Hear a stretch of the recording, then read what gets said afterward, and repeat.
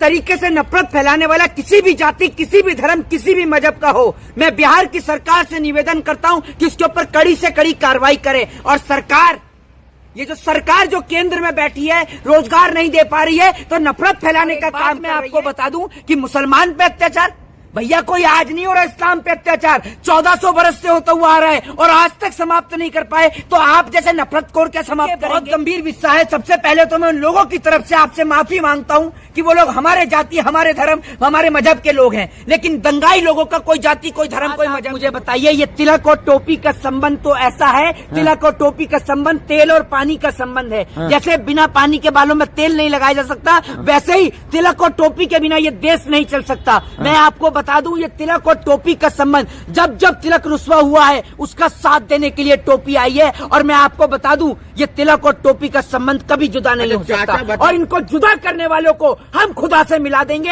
अगर ये तिलक और टोपी के संबंध को। किससे डरेगा? हमारे भाई हैं, हमारे देश के लोग हैं। नरेंद्र मोदी है, नरेंद्र मोदी और उनकी पार्टी का कोई भी नेता, ये गिरिराज सिंह जाएगा चाइना के बॉर्डर पर, है हिंदू मुस्लिम के लिए बहुत बयान देता है, जाएगा चाइना के बॉर्डर पर जहाँ 11 देशों के नाम बदल दिए चाइना ने, जाएगी साध्वी प्रज्ञा ठाकुर। कर दो मेरे पर केस कि ऐसे शब्दों का प्रयोग करने। मैं करता हूँ, है किसी नेता के अंदर दम? अमित शाह भेटेगा अपने बेटे जैसा को अरुणाचल प्रदेश के बॉर्डर पर? नरेंद्र मोदी जाएंगे? बताइए दंगा हुआ बंगाल के अंदर, वहाँ का आदमी पाएगा बिहार का? ममता जिम्मेदार है, मोदी जी जिम्मेदार है। तो एक बात मुझे बताइए ना, वो दंगाई आया कहाँ से? वो सुमित जो बिहार का रहने वाला था, वेपन लेके कहाँ से घुसा? ये बताइए। मिला दिया बाबा ने सबको, बाबा ने मिला दिया, मिट्टी में मिला दिया। सबसे ज्यादा नफरत अगर किसी ने पैदा करने का काम किया है तो गंजे नहीं किया, ये भी मैं आपको बता दूं। आप मुझे बताइए, जो लुल्लू मॉल में पढ़ रहे थे वो क्या कर रहे थे? उनके ऊपर क्या कार्रवाई हो गई, जरा ये तो बता दीजिए। जो लुल्लू मॉल में घुस रहे थे, पता चला वो तो हिंदू ही थे जो नमाज अदा कर रहे थे।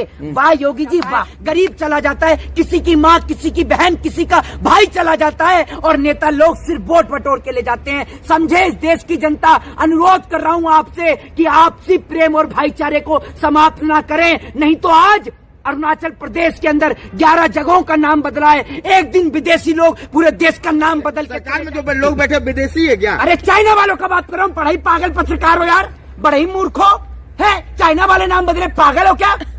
दिमागी संतुलन खो चुके हो। भैया आपसे अनुरोध कर रहा हूँ, 4500 से ज्यादा कुरान शरीफ जला दिया गया।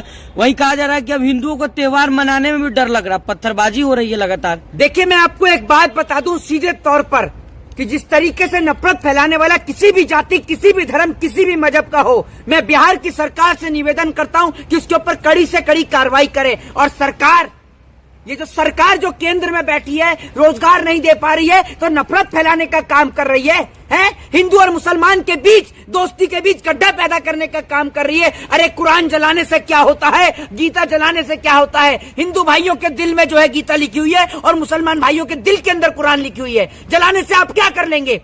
आपकी जो राजनीति है हिंदू और मुसलमान को लड़ाने की, ये कभी सफल नहीं हो पाएगी। और एक बात मैं आपको बता दूं कि मुसलमान पे अत्याचार भैया कोई आज नहीं हो रहा, इस्लाम पे अत्याचार 1400 बरस से होता हुआ आ रहा है और आज तक समाप्त नहीं कर पाए, तो आप जैसे नफरतखोर क्या समाप्त करेंगे? इस देश के अंदर अगर उंगली मुसलमान पे उठेगी तो यह ध्यान रखिएगा कि उसको रोकने वाला हिंदू होगा, और अगर उंगली हिंदू पे उठेगी तो उसको रोकने वाला मुसलमान होगा। सरकार देश की चाहती है कि हिंदू और मुसलमान लड़े, लेकिन हिंदू और मुसलमान कभी नहीं लड़ेगा। जहां सरकार भाजपा की है नहीं है, वहां पर ये दंगाई घुस रहे हैं और सरकार को बदनाम करने का काम कर रहे हैं। रामनवमी के पावन पर्व पर 4000 से ज्यादा पवित्र कुरान को जलाया गया। सबसे पहले तो मुझे शर्म आती है उन दंगाइयों के ऊपर जो लोग कुरान को जलाने का काम करते हैं। अगर मान लीजिए कोई व्यक्ति कुरान को जला रहा है तो कल को कोई गीता को भी जला सकता है, रामायण को भी जला सकता है। मदरसा जला दिया गया सर। देखिए बहुत गंभीर विषय है। सबसे पहले तो मैं उन लोगों की तरफ से आपसे माफी मांगता हूं कि वो लोग हमारे जाति, हमारे धर्म, हमारे मजहब के लोग हैं, लेकिन दंगाई लोगों का कोई जाति, कोई धर्म, कोई मजहब नहीं होता है। लेकिन फिर भी मैं उन भाइयों से हाथ जोड़कर माफी मांगता हूं कि जिन लोगों ने ये जो दंगा किया है, जिन लोगों ने आगजनी करी है, आप लोग आक्रोश में आकर अपने प्रेम भाईचारे को समाप्त ना करें। रमजान का पावन महीना चल रहा है, इस रमजान के पावन महीने में आप सोचिए नवरात्रि भी आई इस महीने के अंदर, अभी बाबा साहब भीमराव अंबेडकर की जयंती भी है, महावीर जयंती भी थी, हनुमान जयंती भी थी।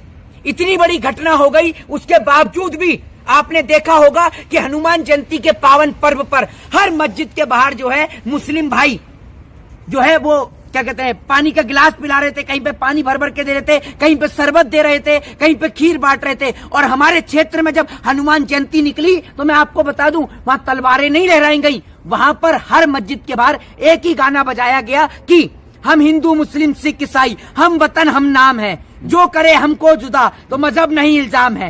हर जगह जहां जहां मस्जिद पड़ी वहां पर ये गाना बजाया गया। और मुसलमान भाइयों ने जब हनुमान जी की शोभा यात्रा निकल रही थी कल हनुमान जयंती के मौके पर, तो मुसलमान भाई अपनी छत पर से पुष्प की वर्षा कर रहे थे। ये हिंदुस्तान है मोहित जनाब। शर्मा गाना तो अब ये बज रहा है कि टोपी वाला भी जय श्री राम बोलेगा। देखिए मैं आपको एक बात बताता हूँ, टोपी वाला अल्लाह अकबर बोलेगा और तिलक वाला जय श्री राम बोलेगा, वो एक उसकी अपनी एक पर्सनल राय है। आप किसी को जबरदस्ती ना जय श्री राम बुलवा सकते हैं ना उससे अल्लाह अकबर बुलवा सकते हैं। ये देश संविधान से चलेगा और संविधान धर्मनिरपेक्षता को की बात करता है। और धर्मनिरपेक्ष देश में ना हिंदू की बात सुनी जाएगी, ना मुसलमान की, ना सिख की, ना ईसाई की, संविधान की सुनी जाएगी। शर्मा, आपने कहा बिहार सरकार उन दंगाइयों के खिलाफ सख्त कार्रवाई करे, लेकिन बिहार सरकार तो इफ्तार पार्टी में मसरूफ है।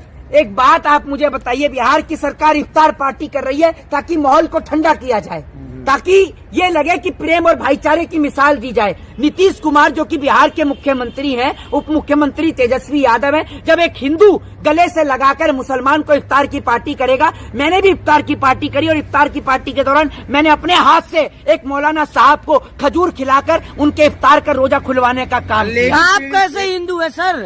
आप कैसे हिंदू है? वो कैसे हिंदू है? करे टोपी वाला जय श्री राम कहलाएगा, आप भी जय श्री राम कहलाएगा। अरे भैया एक बात आप मुझे बताइए, ये तिलक और टोपी का संबंध तो ऐसा है, तिलक और टोपी का संबंध तेल और पानी का संबंध है। जैसे बिना पानी के बालों में तेल नहीं लगाया जा सकता, वैसे ही तिलक और टोपी के बिना ये देश नहीं चल सकता। मैं आपको बता दूं, ये तिलक और टोपी का संबंध जब जब तिलक रुस्वा हुआ है उसका साथ देने के लिए टोपी आई है। और मैं आपको बता दूं, ये तिलक और टोपी का संबंध कभी जुदा नहीं हो सकता और इनको जुदा करने वालों को हम खुदा से मिला देंगे अगर ये तिलक और टोपी के संबंध को तोड़ेंगे। आपने कहा कि भाई चारा है इफ्तार पार्टी, लेकिन जहाँ पीड़ित परिवार जो लोग है, ना मनसा अजीजिया को जलाया गया है, तोड़ फोड़ किया गया, वहाँ पर ना चाचा पहुँचे ना भतीजा पहुँचे। जी मैं आपको एक बात बता दूं, सबसे पहली बात कि वहाँ पर जो भी जगह है, अगर आगजनी वाली जो जगह है वहाँ पर अगर मुख्यमंत्री को पहले तो वहाँ पहुँचना चाहिए तत्काल। दूसरी बात ये, वहाँ सख्त से सख्त एक्शन लेना चाहिए दंगाइयों के खिलाफ। लेकिन ना बिहार की सरकार अभी इतनी एक्टिव है कि जो भी बिहार में दंगे करने की कोशिश भी कर रहा है, क्योंकि अभी बिहार में सरकार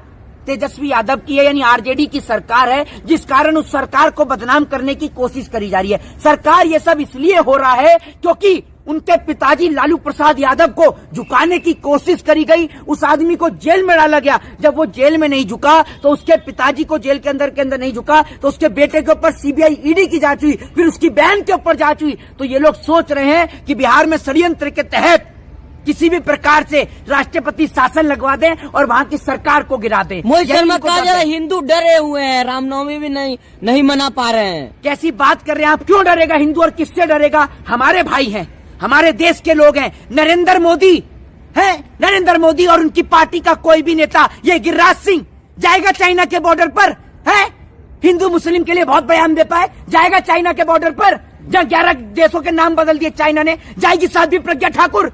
कर दो मेरे ऊपर केस कि ऐसे शब्दों का प्रयोग करने मैं करता हूँ। है किसी नेता के अंदर दम? अमित शाह भेटेगा अपने बेटे जैसा को अरुणाचल प्रदेश के बॉर्डर पर? नरेंद्र मोदी जाएंगे? बताइए ना आप मुझे। देश के लोगों को आपस में लड़ा रहे हैं, अगर देश के लोग आपस में लड़के, सुन लीजिए आपकी सुई मोदी जी मेरी अटकी रहती है। मैं आपको बताता हूँ, सुन लीजिए। एक बार तेजस्वी यादव और जो है नीतीश कुमार को दोषी न ठहराते हुए आप मोदी जी पे चले जाते हैं। एक बात आप मुझे बताइए, दंगा हुआ बंगाल के अंदर, वहाँ का आदमी पाएगा बिहार का, ममता जिम्मेदार है, मोदी जी जिम्मेदार है। तो एक बात मुझे बताइए ना, वो दंगाई आया कहाँ से? वो सुमित जो बिहार का रहने वाला था, वेपन लेके कहाँ से घुसा? ये बताइए आप मुझे। तो सरकार की जिम्मेदारी होती है।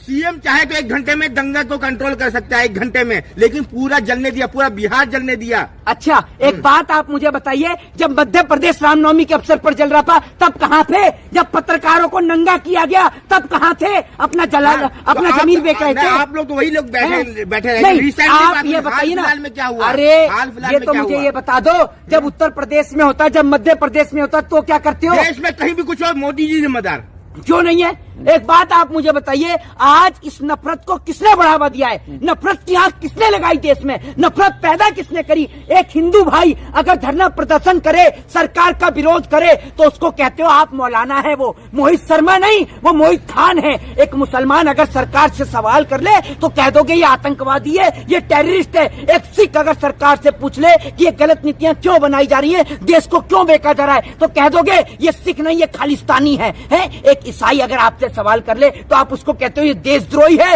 ये टुकड़े टुकड़े गैंग का मेंबर है, ये कम्युनिस्ट है। आप देशभक्त बिहार का सीएम चाहता है तो 1 घंटे में कंट्रोल होता कि नहीं? अरे सुन लीजिए, बिहार का सीएम नीतीश कुमार सुई से लेकर परमाणु बम तक इस देश की पुरानी सरकारों ने बनाया, और बेचने वालों को आप देशभक्त बताते हो, और जिन्होंने बनाया उन्हों को आप देशद्रोही बताते हो। होम मिनिस्टर जी कह रहे हैं, अमित शाह जी, कि सरकार हमारी बनवाई है, उल्टा टांग दिया जाएगा इन ताइयों को। तो एक बात आप मुझे बताइए, मध्य प्रदेश में तो आपकी सरकार थी, तो कौन सा वहां पर कथकली कर रहे थे? जरा ये तो बता दीजिए। आप एक बात मुझे बताइए, मध्य प्रदेश में तो आपकी सरकार थी, वहाँ क्या हुआ? मामा ने क्या कर दिया? ये तो बता दीजिए आप मुझे। कम नुकसान हुआ है, कम। अरे भैया कम नुकसान हुआ, टाइट कर दिया है, भाजपा ने टाइट कर दिया है। मेरी बात यूपी में आपने देखा? मेरी बात सुन लीजिए, सिर्फ दंगों। एक बात आप मुझे बताइए, खत्म कर दिया यूपी से। मेरी बात सुन लीजिए, ये गुंडाई जब तक हो रही है, जब तक बीजेपी की सरकार जहाँ नहीं है, उत्तर प्रदेश में गुंडा मुक्त